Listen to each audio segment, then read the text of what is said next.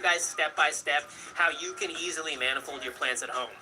Alright, for step 1, all we're going to be needing to get things started is some gardening wire and pruning scissors. Now, it doesn't really matter what kind of pot you're going to be growing in, but I personally think fabric works best. It's just super convenient since there's these metal hoops right on the side for tying the plant down. Otherwise, we would need to make our own holes had we been using plastic pots instead. Okay, to begin the manifold, we're going to need a plant that's in its early veg cycle, and ideally you're going to want to wait until the plant has grown roughly to its 5th or 6th node before beginning to manifold the plant. A quick note, just keep in mind that the cotyledons, also known as the seed leaves, do not count as the first node.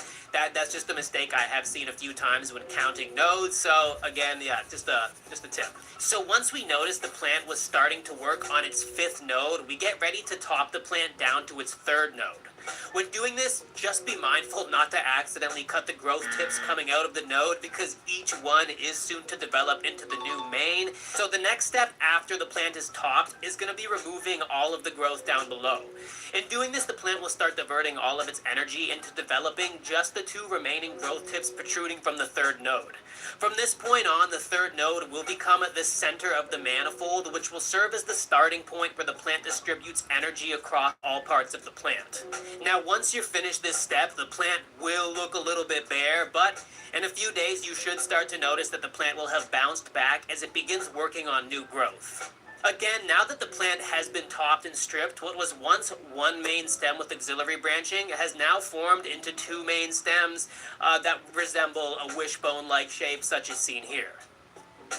Now, as these 2 nodes start growing back, we could tie them down with some gardening wire to help keep them at a more uniform height, but in this case, they are kind of small right now and don't really need it, so we are just going to be holding back for a few days. Overall, this part is definitely strain dependent. If the stems are long and you think that they're strong enough to withstand the pressure, then by all means, just go for it right after the first topping and tie them down. If you do break anything, you could probably fix it with some duct tape just to mend the split, but again, for this plant we didn't end up needing to use any gardening wire until after the 2nd topping happened, and that's just because of how small the plant was. So at this point, we waited roughly 2 weeks for the plant to grow out and start working on its 5th set of nodes on each branch before repeating the first steps of topping and stripping the plant. Just like before, we will be topping each side down to the 3rd node while pruning all of the growth below these nodes. It is important to mention that when doing the 2nd topping, you are going to need to make sure that you are cutting the nodes in the same place on both sides of the plant to ensure symmetrical growth. If the 3rd nodes aren't exactly even on both sides, you can choose to top the node that is directly across from the other instead. The overall goal here is just to make sure that the nodes are in the same place on both sides of the manifold. Essentially, every time you top the plants like this, it is going to be doubling total number of main colas.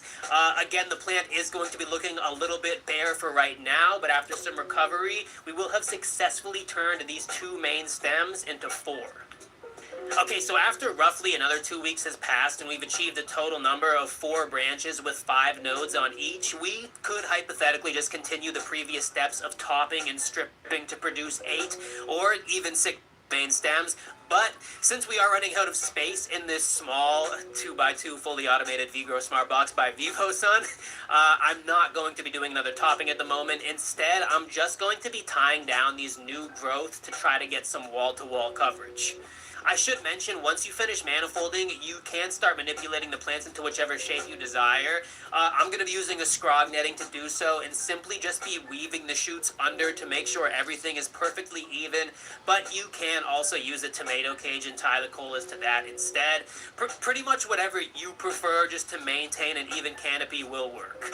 Additionally, you can also give the plants a light super cropping around week 2 of flower if you're running out of vertical room in your tent, or the canopy just isn't perfectly even, which I am going to be doing here, as some of these shoots just seem to be growing a little bit taller than the others, but yeah, that's pretty much it.